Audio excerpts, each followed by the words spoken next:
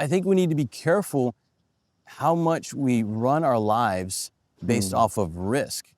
And we need to be faithful to what God is calling us to, and recognize that sometimes God calls us to things that in man's eyes is considered risky, but we can rest in the protection that God offers.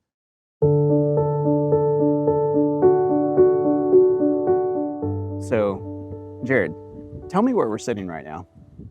So right here, we're on the edge of farmers' fields, and this here where the grass is a potential minefield.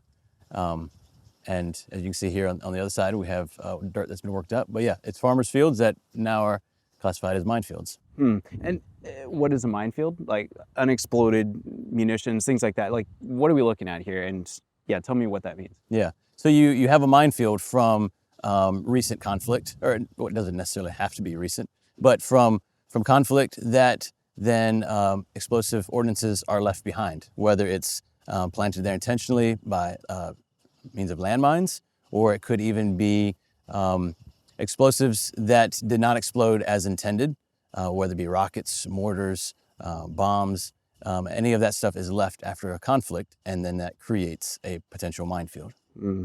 And which we're trying to be safe and stuff, so we're obviously on this side of the sign, but like if I were to go walking in that field, no guarantee I'm coming back. That's correct. That's the unknown with this field is we don't know what's in there. Yeah. But here's what I don't understand. So the conflict is over. There's no war here, et cetera, where we're obviously where we're at. But then why is this still risky? Like, I always had this impression that government or military, somebody after the war is over, they'll come and clean all this up and the farmers can have their field back. But clearly it's just grass now. I mean, they're not working this, obviously. But I heard that's not the case. Like, tell me more about that. So the best that I understand is the military often, they will clear in order so that their troops can safely travel through. And so that there could be an element of clearing done by the military, but as the front line shifts, they clear, they find certain things to keep their troops safe, but then as they move on, this is what's left behind. And so then the locals, when they often will evacuate from areas of conflict, and when they come back to their homes after the conflict, then they come to places like this and their fields and go to work up. This is a big agriculture country here, and go to work up their fields, and this is what they're faced with. Anything that's been left behind that is now basically their responsibility. Oh, wow. So like the farmers are just left with this, essentially. Yeah, I mean, this is whoa. In a sense their responsibility. It's not stated in that way. There are demining companies. There are people who do clear fields, but if a farmer is to come back in to restart his life again, and if his fields have mines in them or unexploded ordinances, it's up to him to get that taken care of in order to farm, unless somebody else steps in. So you're describing what appears to be a pretty massive problem. I mean, this is one of just many, many fields. And if it's just left here for, say, the farmers or civilians trying to move back after a war is over, that seems like an issue. But how does that relate to the work that you're doing here? So we are working directly with the farmers, and so they show us the fields that they have not been cleared. They are clearing many of the fields. I mean, they are coming out here day in and day out and disking fields. We have many, many stories of farmers getting hurt, blowing up their tractors. So we're here working directly with them. We have a tractor that runs with nobody in the cab, so we can run it remotely or completely autonomous. And we're offering to disc their fields so that they don't have to put one of their guys in the tractor. And this is something an idea we actually got from the farmers. There are farmers out here who are setting up their tractors to be run remotely or autonomously. And so that is something that we can offer to them, because these farmers, they've come back to their farms, their equipment's blown up, their houses are destroyed, their farms are destroyed, and this is just one piece in which we can help them get back on their feet. So what you're describing sounds very, almost like a friend-to-friend level, or at a very organic community-based level. But I know one question people will have is, well, does that mean you're taking sides in a war? If you're coming in, say, to this field, and you clear it to where it's safe and a farmer won't go out here and blow himself up, essentially, are you taking sides in a war? And tell us why that that's not the case. Yeah. So absolutely not. This has nothing to do with taking any sides. We're working with the civilians who are dealing with the aftermath of war. And so it doesn't matter which country or which side we're working for. We're working directly with the civilians, the locals there. And so we could work on either side of the conflict. Of if you're in an active war zone, you could be on either side. But it's about working directly with the locals and has nothing to do with picking a certain side. It's not like you're collaborating with the military. Absolutely not. No, we're working directly with the local people. Yeah, and I think that's really important because so there's the acronym EOD, right? Which tell us what that means for starters. Explosive Ordnance Disposal. So an explosive ordnance, so like maybe a bomb that's dropped that didn't explode, but it is an explosive and it needs disposed of. That's correct. So that's what you're doing essentially, EOD work. I guess you could say. Essentially, we don't technically get into disposal, that aspect of it. We are finding the explosives and then we report it to the authorities and they come out and dispose of it. Okay, sure. So but we're considered EOD, but we're not the disposal. We don't do the disposing ourselves. Sure. But you're getting it out of the field so people can get on with their That's lives. correct. But like when people hear EOD or they see it in the news or something, the connotation is always military. I mean, at least it was in my head, you know, until I found out about this and we started, you know, I started hearing about it and it's like, come over here and like yesterday, you're showing me all this stuff, you know, around these fields and it's like, this has nothing to do with the military. This is just farmers out here trying to get landmines out of their fields, literally, you know, exactly risking right. their lives. Yeah. Somewhere that connotation happens though with EOD, but again, just to be really clear, like you're a non-resistant Mennonite, you know what I mean? Like this has nothing to do with that. But do you want to say more on that? Like, I don't know where that connotation is happening, where people get confused on that. Yeah, it's probably just because it's not a common thing that's done among Anabaptists. As far as I'm aware, there's not any other Anabaptists that have ventured into the minefields and trying to locate unexploded ordnance and remove them. So I think it's just maybe a new concept, but the way we see it is, as Anabaptists, we have done a tremendous job at humanitarian aid when it comes to rebuild. So in this area, there's Anabaptist groups doing rebuild after the war, putting on roofs, doing house repair. There's food parcels, bringing food. There's different medical teams. All of these are being supplied in the area, which help people get back on their feet. But then what about the farmer who comes back? He's getting his house rebuilt. He's helping. There's organizations helping with buying equipment. But then he comes to his field. Well, what does his new tractor do in this field? And so it's just the way we see it is it's another step in helping them get back on their feet, helping them remove this from their field so they can get back to farming. Because if their fields are essentially locked up as minefields, they don't really have options to make a livelihood, at least not in their former occupation. I mean, if you imagine you owned however many acres of farmland and it's useless now after war, that'd be kind of devastating, actually. Yeah, especially in this area here, which is largely agriculture. Their source of income is farming. And so in order for them to move forward, they must get back to farming. So what you're describing, I think it should be noted, is an issue in many places around the world. Yeah. If I remember right, it's called ERW or something you were describing. Tell me what that acronym stands for. So explosive remnants from war. So and that's across the globe, basically. Anywhere there has been conflict, you have explosive remnants from war. And what's the big problem with that is they don't have expiration dates. So they can remain as long as they're there and they are not found. And so you can have a landmine that can last for decades and it can still be a threat.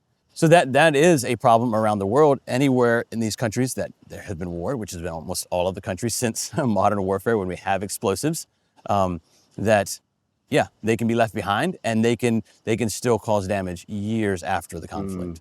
And so, again, this field, it might be 50 years, 100 years, someone comes out here and steps on something and it might still explode. That's right. If no one ever comes in here and clears this, I mean, years down the road, there could be something in this field that could fatally hurt someone. This weekend, as you were showing me around, this was really clear suddenly. You were showing us, they're called like butterfly mines or something, right? They kind of fall out from aircraft and are deployed and they kind of float down and lay on the surface. That's correct, yeah. And they're so hard to see. Yeah. Like we were walking through this field and you're like, just be careful, just I'll show you where to walk, and so you take us up to the spot and we look and here's several that have been pulled out. And they're designed to basically like maim you. They're pretty small, like about as big as your hand. And it suddenly kind of went click for me because I just interviewed Vince Lewis, who was a bomber pilot during the Vietnam War, and his episode's up. People can go watch that and how he left the Air Force and things. But he said the U.S. actually dropped a lot. Of those, of these butterfly mines. And he had been back in Cambodia, where he had done very country. He had done bombing missions years, like decades. I mean, when was the Vietnam War? 50, 60 years ago, and done these drops. And there was someone in that village, that stepped on one of those mines and had blown his leg off. And this was, decades, after the war. And I was like, wow. And so we were looking at these things, and I'm over here being like, wow, if someone hadn't found that or hadn't pulled that thing out, 50 years later, a child could be running through a field, step on that, and it ruined their life forever. Exactly. Yeah. I mean, it is a threat until it is removed, and that threat can continue on for years and years. Yeah. So maybe we should dive in a bit on the process, because people are probably looking at this being like, this is kind of out of the box, is a little crazy. And we should probably start by clarifying you have had a lot of training and things before you started doing this kind of work. Do you want to tell me about the preparation process? Yeah. You say a lot of training, and there's definitely some training, but I would say the main thing of training that went into specifically our work with EOD or demining would be, we went to the country of Kosovo, and there was a humanitarian demining school there that offered training for this type of work. And so that was a program that was 6 weeks long, and that was very, very helpful. We also covered a lot of things that I would say are not helpful for what we're doing here. A lot of just some red tape stuff and a lot of procedures that are done across the board with larger demining companies. But some of the main things that we would have focused on a lot was recognition of munitions. So that's really important. When you go out into a field and you see something, you need to be able to recognize whether it's a munition or not. And so understanding the different categories of munitions, rockets, mortars, landmines, submunitions, those are all different categories. So understanding recognition is very important. Another big thing, is it safe to handle or not? Some things are actually safe to handle. Yeah, you showed me one of these yesterday, right? Yeah. We were walking a field and this is scrap metal. Oh, this wasn't explosive, but I know it's totally safe. Like, this is completely safe. Oh, but that one, definitely do not touch. Like, I'm just following you, man. Like, I mean, how am I supposed to know? Yeah. And so that was a big part. Like, I think the main takeaway we took away from that training was recognizing what is an explosive, what's an ordnance, and also then, is it safe to handle or not? There's many things that we can look at on whether it's safe or not. Some of them, just because they have an explosive charge, they aren't going to blow up just because you pick them up because of them, how they're fused and that sort of thing. And if they're missing that aspect of it, because they're falling from the sky and they kind of fall apart, but they can also fall from the sky and be fully intact, and with one nudge, or depending on whether it's a landmine, which is waiting for pressure. So if you provide that pressure, it will blow up. So understanding what is safe to handle, what is not safe to handle, that was a huge part of our training. But also then in preparing to come to work overseas, we did a lot of training within our organization, just general missions, overseas training. And that was a big part too in helping us in doing what we're doing. But I would say, as far as the actual EOD training, that was the 6 weeks that we spent in Kosovo, and that taught us a lot. And yeah, it is something that we day in and day out, we pray for wisdom as we're working, and we have learned a lot as we have been in the field. And experience is a great educator, but you also want to be careful with that, because in a situation like this, that education, you don't want to learn the hard way in that sense. So wow, yeah, that carefulness, and I'm not sure I can do what you do. Really, like I'm rolling with you guys, and you and your team the last couple of days, and just being like, wow, this would take. You just have to be really steady and just pretty calm about the whole thing. And very alert. The main thing is being alert with what you're doing, constantly alert, because of the potential dangers that are there. But alertness is key. Yeah. And you've already talked about some of this, but isn't this dangerous? I'm sure people watching this be like, what? That's crazy. That's way too risky. Why? why would you do that? So tell me about that. Is it dangerous? And then also, like, how did you assess that risk as you're thinking about moving your family over here to do this kind of work? Talk to me about that. Yeah. So obviously there's an element of danger to it, because we're dealing with explosives that if they go off, they can cause great harm. They can take life. They can maim. That's what they're designed to do. So we're obviously working with something that is dangerous. Now, we also are very calculated in what we do, and we have techniques in which we do things, and we don't plan on people getting hurt. Like, we have ways in which we do it to try to avoid accidents happening and that sort of thing. But obviously there's a level of danger because of what we're working with. The question as far as the risk and evaluating that, so that's actually, I feel like that's a very good question and something to think about. And that is something that my wife and I, we have processed through. And I don't know that we're still working through this, but this is some of what we've had to work through. So no matter what we do in life, we always are evaluating risk in anything that we do, whether we actually truly think about it or not, but subconsciously there's an element to where we consider risk. Because the prime example is, if you need to go to the grocery store and buy groceries, you hop in your car and you go to the grocery store. There's a risk involved in that. You might have a car accident, which could take your life. There's a risk. But we need food, we need to go to the grocery store, we weigh the risk, and we go to the grocery store. And so that's we weigh that. And so the same for us, myself, my wife, and our family, we weigh the risk that's involved in this work. And I think a big piece that has really affected our lives is both of our dads have died. And my wife's dad was a farmer. My dad was a preacher. We wouldn't view those as high-risk lifestyles. But my wife's father passed away from cancer. My dad passed away in a car accident. And so I think we need to be careful how much we run our lives based off of risk. And we need to be faithful to what God is calling us to, and recognize that sometimes God calls us to things that in man's eyes is considered risky, but we can rest in the protection that God offers. And if we're being faithful and following God, to me, that's the most important thing. I could be fearful of the risk that's here and say, I need to pack up my family. We need to go back to America, and we need to live a risk-free life for my family. Well, my dad was killed in a car accident. My wife's father was killed by cancer. And so to us, the most important thing is to follow God and trust Him for protection in what we do. So the big question then, why are you doing this? Like at the core, yeah, okay, you've explained the risk, you've explained the danger and the training, but like, why do you care? Why would you go to the effort, the inconvenience, the cost, all of this? Why? Yeah, I think sometimes that's actually hard to connect with when you're not here on the ground seeing the need that's there. And I think when we connected with this the most was when we came and did an exploratory trip to this area. And we came for this reason to check this out, but we saw all of the aid that was pouring into the country and the rebuild that was happening.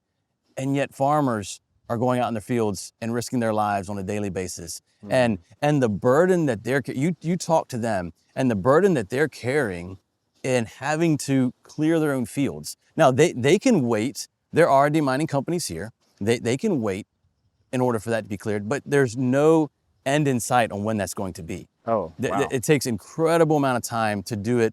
The demining companies, it takes them a long time. They have a very thorough process, and it takes them a long time. And so farmers can't wait years and years and years and years for their fields to be cleared. And so they're taking that burden on themselves and clearing their fields. And you come here and you meet with them and you talk with them. And we got a real burden for the people that are facing this. And we want to share in that burden. And we have the resources, we have the opportunity to come and help in this way. And it's sharing in that burden is why we're here.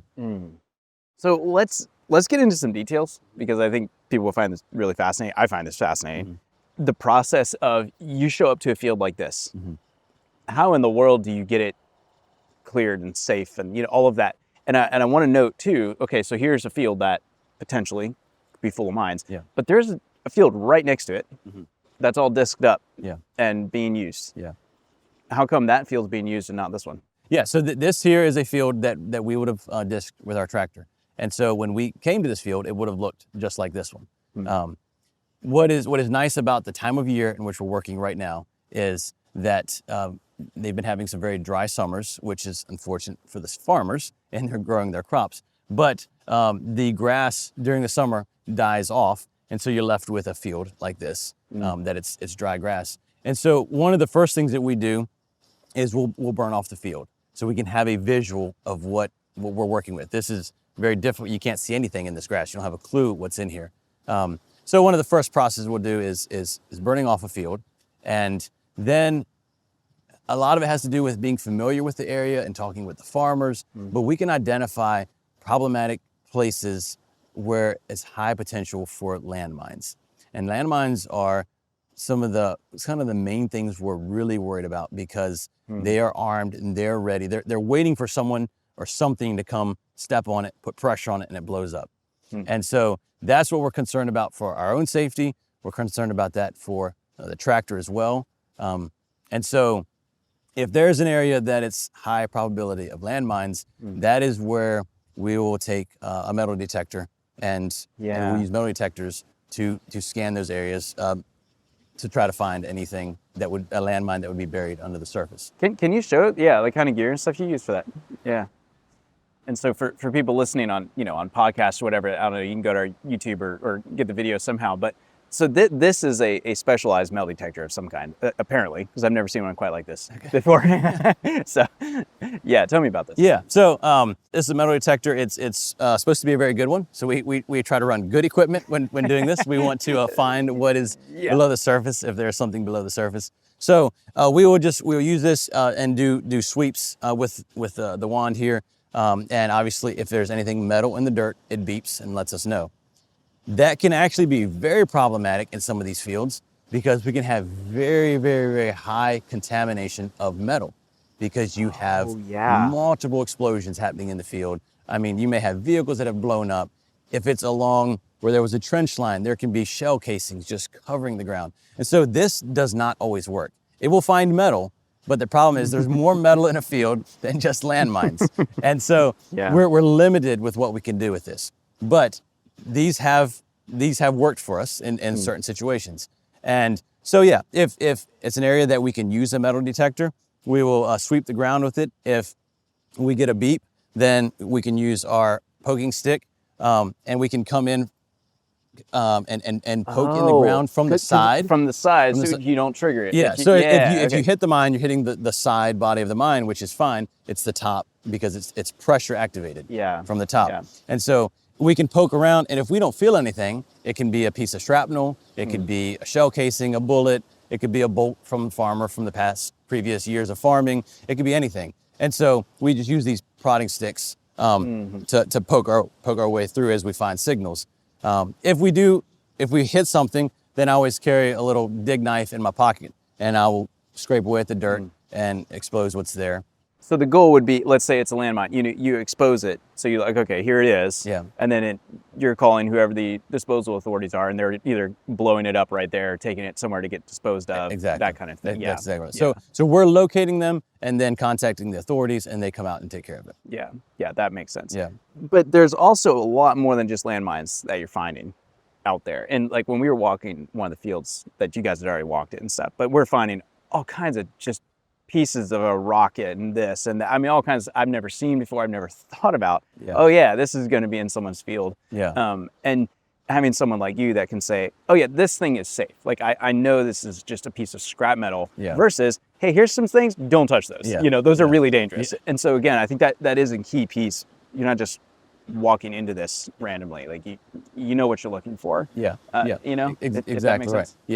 So we'll first use detectors to make sure that the mine threat, we feel like the mine threat is gone. But then we walk fields in a very systematic way, doing visual sweeps and removing, whether it be scrap metal, and scrap metal coming from blown up rockets or vehicle pieces. And I have some of those I can show you as well. Yeah, so I think maybe some visuals to help us conceptualize, like, we're not used to experiencing war, in America and these kinds of things, and the types of weapons that are used, and just how evil, I guess you could say, or like how brutally evil these things can be to the people who are experiencing them, especially the farmers and so forth. Show us some things that you pull out of these fields. And just to be fully clear, these are all obviously just safe scrap metal chunks. The real dangerous stuff is already disposed of and whatever. But yeah, show me some stuff here. Yeah. So a big part of what we do is clean up fields. And so we have pieces like this. Like this is just shrapnel from what would have been a rocket body. So you just, now this is, obviously this piece is intact, but you could have just pieces of metal, just very, very sharp pieces that can be very, very fatal in hitting people. But yeah, a lot of the field is just full of metal like this. Like you literally just went right over here and just I just walked like, over here. It was like just right there. We dug out of the field. He's like, let's see if we can find a rocket piece for this interview. And it's like, boom, there it was. And it's like, like this, like, what's this? What? It could be a piece out of a vehicle that got blown up, or, and it's just, the fields can be just full of this, just complete trash, just from the conflict. And so that's some of what we find. Obviously then we find a lot of remnants that would have been part of munitions. So this would be a rocket tail. The warhead would have been on this. So we find many, many, many of these where the warhead blew up, but the rocket tail is left. So we're constantly pulling stuff out of the field. You want to actually just leave it setting up so that people can, well, and with this, but then the other day when you were showing this, you showed me some that were still intact, that still had the explosive element on it. So it's like, oh, this is scrap metal. This is not. Exactly. Don't touch that. Exactly. Yeah. Yeah, some of them, for whatever reason, do not go off. And they're still considered dangerous because they've been fired, they're armed, and it has to do with the fusing mechanisms. It's usually mechanical means in which the fuse works, and it has often shear pins. And it can be just on the verge of going off, and it takes one more nudge and boom. Wow. And so that's where we have to be very, very careful with something that is still fully intact and armed. Even something like this. This is a canister that a landmine would have been inside. And this would have been completely buried in the ground. And this is what they consider a bounding mine. And this is kind of sobering to find this because this means this exploded.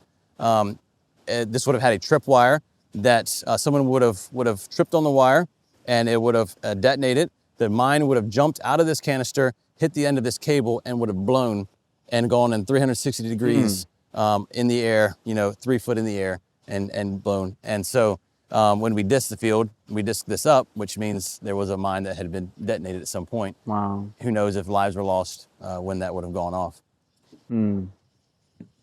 Some of the fragments of, like this here, we find pieces like this. Just shards of metal from blown up pieces of rockets. And it's just the fields can be just littered with this kind of debris that we're bringing out and getting the fields cleaned up so we can disc. Yeah.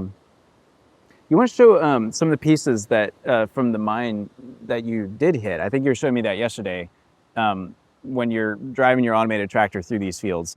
And you've made sure it's, there's nothing exposed, at least, that's dangerous, but there's subsurface. Yeah. Tell me about that. Yeah, so this here is bits and pieces that would have been an anti-personnel mine. It's a plastic mine, been about that big around. And there again, our tractor, the front tire ran over it, and thankfully it just blew up the front tire. There was also 3 hand grenades in the hole with it. And I'm sure the idea behind it was that when the mine would have blown, that it would have also exploded the 3 hand grenades, which would have caused a much bigger explosion. Thankfully, they didn't go off. And so the damage to our tractor was very minimal. We just changed the tire and we were able to keep going. But that there, if someone would have stepped on it, that could have been a very much different story. Yeah. And that's the whole thought process behind using a piece of equipment with nobody in the driving it, exactly. To say, if there's something here, you want to find it. Yeah. Is that a right way of that's saying correct. it? Yeah. Obviously, we do not want to blow up our equipment, but our goal is to have there be nothing explosive left in the fields when we're done. And so we do everything that we can to remove it from the field so that our tractor doesn't hit it, but our tractor is also run so with no one in the cab, so that if there is something there, that the tractor finds it and it's maybe at the expense of equipment, but not at the expense of someone's life. Yeah. And it's kind of crazy to think, if y'all hadn't done that, right? And 20 years from now, someone's walking through that field and steps on that thing. That could be the end of their life. Yeah. Yeah. Technically, something of this size would well, no, it could be the end of their life because they blow their leg off and they bleed out. Yeah. Yeah. Or right. at least radically alter their life. Yeah. I mean, lose a limb. Yeah. I mean, that's, man. Yeah. Do you have a piece of those butterfly mines that you were showing us? So yeah, I have yeah. the tails from them. So obviously this is not the whole thing. You would have the explosive piece right here on the end, but it's plastic. It's just very small. The whole thing would lay right here in your hand, and it's just about that big around. And I believe these would have detonated from a fire when the field was burned off, possibly, or because I know the field was burned off where we found these. But yeah, very, very small, but yet still packs enough of a punch to blow someone's foot off and really alter someone's life. Yeah.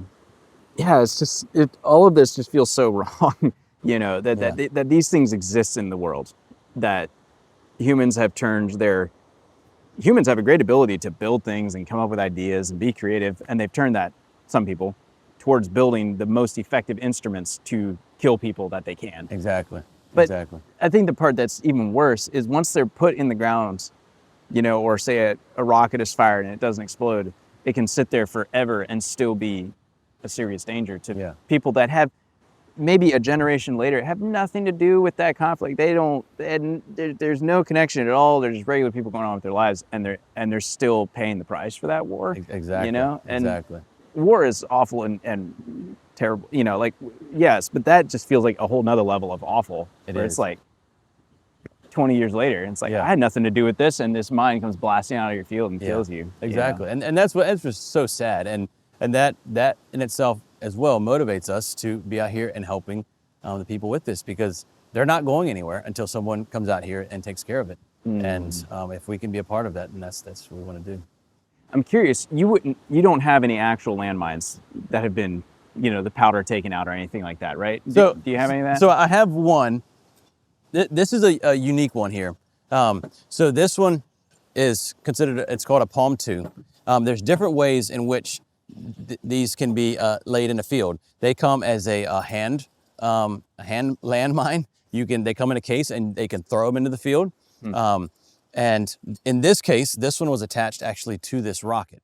And so the idea was that they would launch this rocket over a field. At some point, it would break apart. When we found it, it was still intact and laying on the ground. So it hadn't functioned as it was supposed to. But the rocket would fire it into the field, and it would land, and it would have a canister that would come off, and these spring-loaded fins would make it stand up and stand in this way, and then a cap would come off the top, and it would send out tripwires. And so this thing could be... Wow. That's sophisticated. Yes, this thing could be set in a field you could just lob this into a field and set landmines. So you could have rockets just lobbing these into the middle of a field and setting these, and then it sits there and waits till someone comes by and hits the tripwire, and then this would explode. Whoa, so how come this one doesn't have the explosives? Like how is this safe and all of that? Yeah, so this is where we work with the farmers, and they are very brave. It's every day I'm amazed at their bravery. But so we found this one, and it was still intact, and it was attached to the rocket laying on the ground. And the farmer was with us that day. He was helping us walk the field, and it was over the weekend. And so we saw it, we marked it. He said he'll call the emergency services, and they'll come out. Anyway, over the weekend, we come back the next Monday to keep working, and here we find this, and it's all it's the explosives are now out of it, and it was burnt. And here, come to find out, he called the authorities, and they said it would be a couple weeks so they could come out. So he goes out there and just very gently lays a tire over it, and lights a tire, runs down over the canal embankment, and sits down there waiting. And he hears this poof. No way. And it comes back, and it just basically would have done what they call a low order. So it didn't explode. It didn't obviously, explode, but it blew the top out. The explosives burned, and so here we have a perfectly safe casing of what would have been a landmine. That was a very brave farmer. Oh, wow. Okay. I certainly yeah. would not lay a tire around a landmine. Wow. That would be one line that we wouldn't cross. But I wouldn't want to do that, but I can understand him be like, hey, I got a field that I got a farm, you know, and this is like in the way, Yeah, yeah. so to speak, Yeah. obviously. And it's another piece of showing like these people are trying to get back to their lives. Yeah. And how war is incredibly disruptive to Yeah. life Yeah. just across the board. But even after the war is done, the war is still disruptive to life. Yeah. In at least when it comes to these kinds Exactly, of things. exactly. It doesn't end when the peace treaty signed or the people leave or the Yeah. whatever, you know, the Yeah. war ends.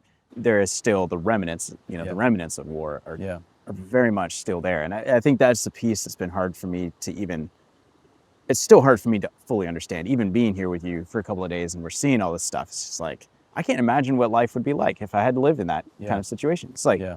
the war's done, and yet it's not. Yeah. Yeah. And we're just seeing day in and day out how desperate these farmers are to get back to farming and the measures that they're taking in order to get back to farming. And they're doing very risky things, but it just shows that they're risking it. I mean, they're going to get back to farming. They're going to get back to their livelihoods, and they're not waiting on the demining companies, the slow process in order, you know, waiting years and years. They're going out there and making it happen. And so that's motivating us to try to provide a safe way for them to do this. And that's just offering our tractor, saying, hey, we're willing to disc this field for you, instead of you getting in your tractor and disking it. Yeah. Yeah, we met a farmer first day I was here that had luckily survived something like that. And then you showed me the blast crater and things. Yeah. And you want to tell me a little bit about that story, like what happened? Yeah. So, he's become a good friend of ours, an incredible guy, and the stories he has is just will blow your mind. The many different stories he has of close calls. But he is a man that has just taken on himself. He's going out and clearing his fields. He's getting back to farming. And one instance, he was driving a telehandler through a field. He had walked both sides of it, and he thought he was good to cross through on the one edge, and ran across a tank mine, which was enough force to blow the telehandler on its side, and it messed him up pretty bad. He was in the hospital for a while, and he's got scars all down his I saw back he had and like shoulder. stitching and all Yeah. this stuff that Yeah, I mean, on he his is arm. very lucky to be alive, because a tank mine is a very, very large explosion. And yeah, that was one instance to where he himself actually was in a piece of equipment, ran over a tank mine.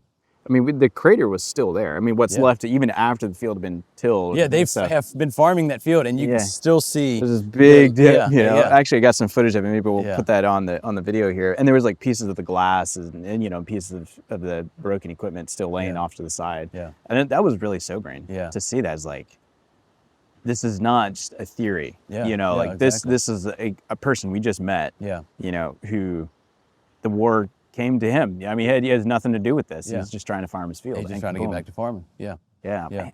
And just you know, a little further down, he would have pulled a mine line out of 40 mines, just not far from that. Wow. And wait, he found him and Yeah. and flagged him and everything himself. Yeah, That'd be he so actually, scary. He actually pulls them himself. Like Wow. he'll unscrew the fuses, pull them out of the field, and then he calls the authorities, and they come out. And but no, I mean he removes them from the field himself.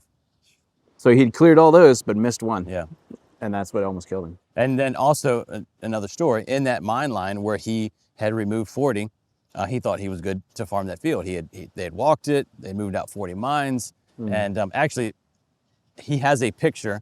He sent it to me, where they're farming the field directly next to it. They have a combine in there, and it's working, and he's standing there right beside the field holding up a tank mine. And he found that 40 mines right next to where they were farming. So they started farming this one, and that's the field where he blew himself up in the telehandler. And then right next to it is another 40 mines.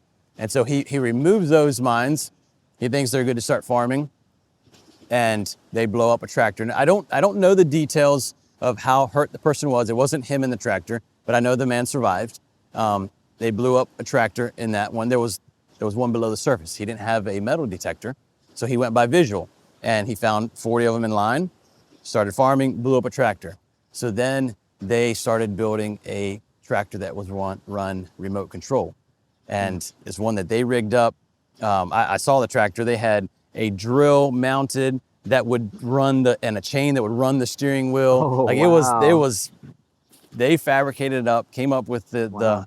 I don't know how exactly they did it, but they went to then continue disking that mine line. And if I understood him right, he said it took them 2 years to build that tractor, and in 5 minutes they blew it up because they hit another mine 10 foot away They from the missed other it. one. They missed. It Oh, was they thought another, they it was were another good. one subsurface. Oh man. But he knew the risk. That's why he Yeah. built the tractor remotely. But still, and it's just how disheartening that is to go to all of that work and you blow up another tractor. Man, at least nobody was in it. Yeah, you exactly. know?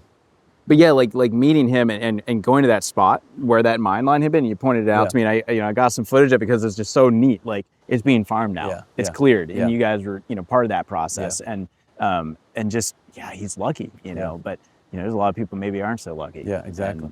And, all of this just makes me think a lot of Isaiah chapter 2, where he talks about they beat their swords into plowshares, or they will beat their swords into plowshares. You're not literally taking this metal, melting it down and turning it into plows, but you are removing the swords from these fields so they can be plowed. Yeah. And there's a beautiful connection there. And as Anabaptists, we say we're against war. Like war is evil. We don't believe in killing. All of these things. And I see what you're doing as a really practical, in shoe leather way of expressing that. We don't believe in these instruments of death being used against other people. That's we don't want to see these farmers getting blown up, essentially, and how you're willing to be a part of that process. Like, would you have any words for people listening that would hold those beliefs? Don't want to be part of war, but actually, how can they do something about that? Like, how can they actually live that belief out? Like, it's easy to say that, versus will we do something to help people? Yeah. I don't know, is that making sense? Like, can you speak into that at all? Yeah. I mean, I think for me though, I really see this as no different than helping someone rebuild their house that's been destroyed by war. To me, I put them completely in the same category. War is destructive. War is evil, and in the same way that war blows up people's houses and they have to come home and then rebuild their house, and it does the same thing to farmers' field. It leaves remnants in there that are explosive, and then it has to be removed in order to get back to farming. And so, in the same way in which we are quick to jump in and help post-conflict and help people rebuild their lives, I see this as just another piece of that puzzle of doing that. And yeah, because again, if we believe these things, like, and now like living it out, and being part of the solution to help these people, instead of just sitting in our comfortable houses and saying, "Oh, that's terrible," but actually go and help them. That's exactly right. Yeah. That's exactly right. Yeah.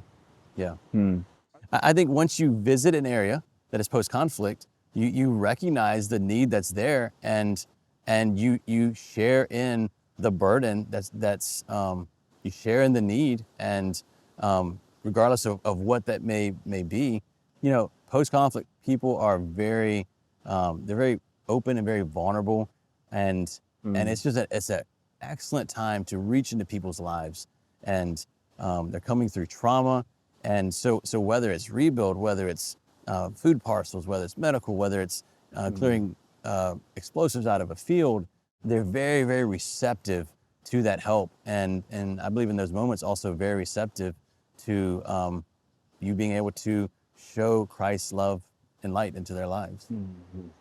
I just want to say, like, express our thanks for letting us come and see this and document this. I think this is an important story for our people to hear, and also for keeping us safe as we walk around some of these places, because I don't know that I don't understand this stuff, right? But really though, you're doing something different here that I have not seen done before, and I was like, wow, I feel like our people need to hear about that. There's something going on here that makes me think, makes me reevaluate a bit of like how I think about these things, and that's important. Yeah, I mean, I think there is one thing that I really would like to impress, and I don't want this taken the wrong way. I hope this can be taken the right way, but we don't feel like supernatural people doing this. We're very normal, regular people, and I firmly believe this work can be done by very normal people. Anybody who is out there, and if you're a person, you can do this type of work. Sure, it is good to be educated in understanding what's the threat, understanding what is safe and what's not. You have to have some of that. So there's some education that needs to be involved in this. But it comes down to being willing to going out there and sharing in the burden in this type of work. And in this environment, it's specifically with farmers, but you take this to other countries. It might be clearing people's houses so they can return back to their homes. I mean, the dynamics can completely shift, but at the end of the day, it's going to be done by normal people who are willing to step in and take care of this or help with this, not take care of it, help with this, help share in the burden. And so I guess that's kind of my heartbeat as well, that people don't think that it takes a supernatural person to do this. No, it just takes someone who's willing to put some effort into have a better understanding of munitions and being willing to share in the burden on a local level and help the people in need. And I just want to thank you for showing us an example of what Isaiah talks about, turning those swords into plowshares, like removing those, these instruments of war from a place so that people can get on with their farming, plowing their fields again. That's pretty beautiful. And the contrast between these two, when you showed us this place before, I was just like, wow, you can so visually see useless land. Yeah. Someone has their farm back, and the difference between those two. And that's because you guys are willing to go out there. And that's important for our people to see that. And don't glamorize it, but also say, this is a legitimate thing to help people, and being willing to do that. Well, thank you for your time today, Jared. Thanks for showing us around the countryside, keeping us safe, and all of those things. It's been a true honor to do this. Well, and it's been great having you guys here, and we really enjoyed being able to show you what's going on, and we pray that this can be a way of people seeing things in a little different way, and recognizing this as this is a way in which we can touch the lives of people, and that's our prayer. Thanks for listening to this episode with Jared. So he mentioned the butterfly mines. These are some of those pieces he'd showed during the interview. And actually Vince Lewis talked about, I think it was the same munition actually used in the Vietnam War, and how he met some victims of that and how he had been a bomber pilot in the Vietnam War. So we recorded a whole episode with him on that experience and how he got out of the Air Force, changed his beliefs about war, and you can find that episode linked in the description down below. So thanks again for listening to this podcast. It's listener supported, so if you appreciate what we're doing here, it makes a big difference if you subscribe and share this with others. And of course, we'll see you in the next episode.